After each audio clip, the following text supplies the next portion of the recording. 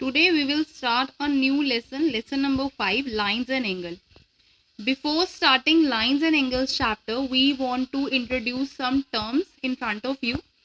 First is angle. What is an angle? As you have learnt earlier in class 6, 7, when two rays meet at a common point, then an angle is formed. Now, how?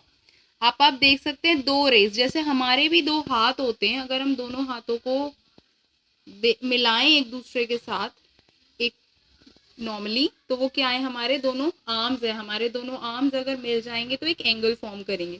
जैसे suppose एक arm हमने ले लिया OA और एक arm ले लिया हमने OB, टू आर्म्स. अगर दोनों आर्म्स एक दूसरे के साथ मीट करते हैं कॉमन पॉइंट पे और उस कॉमन पॉइंट को क्या बोलते हैं, O, then an angle is form. इस एंगल का नाम दिया जाता है AOB.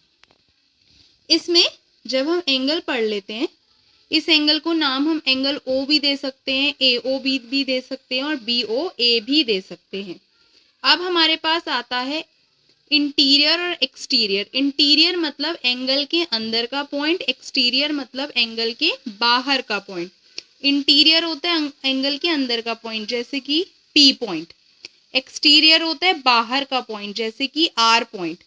और Q एक ऐसा पॉइंट है which is on angle AOB, जो कि AOB के ऊपर होता है. Now we have learnt about angles. Now we'll learn types of angles. Angles के अलग अलग टाइप, जैसे कि हमने पढ़ा है राइट एंगल जो कि 90 डिग्री के इक्वल होता है. एक्यूट एंगल जो कि 90 डिग्री से छोटा और 0 डिग्री से बड़ा, which is less than 90 degree and more than 0 degree. Obtuse जो कि 90 से बड़ा होता है और 180 से छोटा, which is less than 180 and more than 90. Next is straight angle. Straight angle जो कि 180 डिग्री के इक्वल होता है. रिफ्लेक्स एंगल जो कि 180 डिग्री से बड़ा होता है और 360 से छोटा. तो इसका मतलब ये हमेशा आप देखेंगे 180 से बड़ा नीचे की तरफ बनेगा. एंड कंप्लीट एंगल जो पूरा कंप्लीट 360 डिग्री के इक्वल होता है.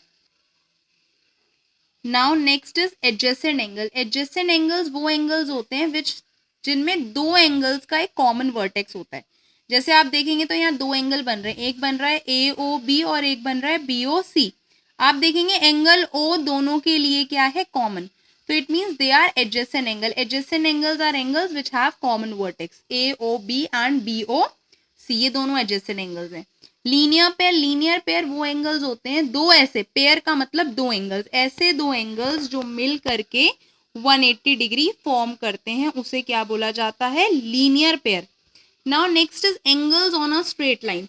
अब आप देखेंगे इन दोनों में हमने दोनों को ही, इसको स्ट्रेट लाइन 180 डिग्री, यहाँ भी स्ट्रेट लाइन है, यहाँ भी स्ट्रेट लाइन है.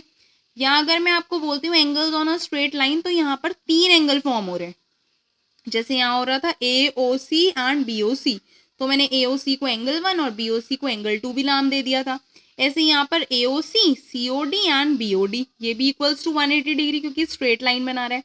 लीनियर पेयर सिर्फ एप्लीकेबल दो एंगल्स के लिए होता है, लेकिन angles on a straight line में जो 180 डिग्री के इक्वल हम रखते हैं सब एंगल्स को, तो आप यहाँ देख सकते हैं यहाँ मोर देन टू एंगल्स. जब हम दो एंगल से ज्यादा यूज करते हैं तब हम बोलते हैं angles on a straight line. अगर हम दो एंगल स्ट्रेट लाइन पे ले रहे हैं तो it means they are forming linear pair.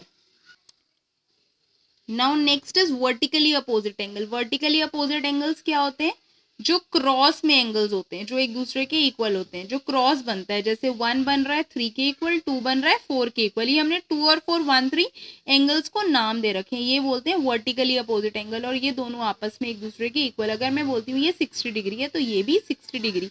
अगर ये आपके पास 120 डिग्री है तो ये भी 120 डिग्री.